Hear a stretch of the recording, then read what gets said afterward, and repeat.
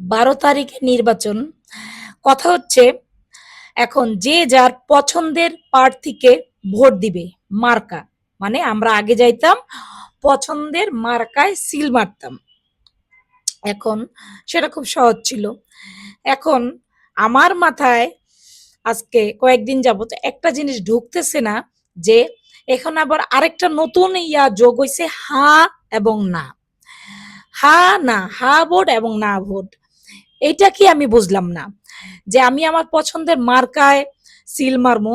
যদি আমার পছন্দের মার্কা থাকে তাহলে সেখানে সিল মারলাম, ঠিক আছে, যে যার পছন্দের প্রার্থীকে ভোট দিবে। কিন্তু হা নাটা কি, হা ভোট কি না ভোট কি, এইটা আমি 2 দিন ধইরা 3 দিন ধইরা চিন্তা করতে করতে আর বিভিন্ন মনে করেন নিউজ ফিড হোক, রিলস হোক, দেখতে দেখতে আমার মাথাটা আজকে ব্যথা হয়ে গেল গাইস।